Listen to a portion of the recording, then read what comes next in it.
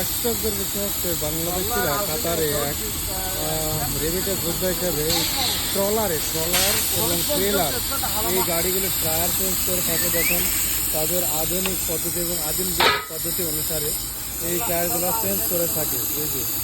এই যে ট্রেলারের বড় বড় টায়ার, শুধু টায়ার চেঞ্জ করে, অনেক এরিয়া নিয়ে এই ব্যবস্থা শুরু করছে। এই যে ভাই এখন আমাকে বলতে সরে দাঁড়ান, তো আমি অ্যাকচুয়ালি সরে দাঁড়ালাম।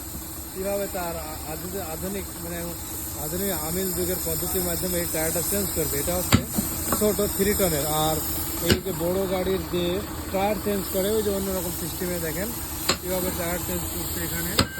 তো এইভাবেই এই বাংলাদেশি ভাইয়েরা রেমিটেন্স যোদ্ধা হিসাবে অনেক বড় একটা এটাকে কি বলে ওয়ার্কশপ, এই ওয়ার্কশপটা দিয়েছে এবং অনেক টাকা পয়সা ইনশাল্লাহ কামাই করে বাংলাদেশে পাঠায় এবং রেমিটেন্স যোদ্ধা হিসেবে বাংলাদেশের মুখ উজ্জ্বল করে। এখানে আমার আদর কাকা, বড় কাকা আছেন, তিনিও আছেন। এখানকার গাড়ির টায়ার নতুন টায়ার কিনলেন এবং কেনা শেষ। এখন চলে যাব আমরা আবারও আমাদের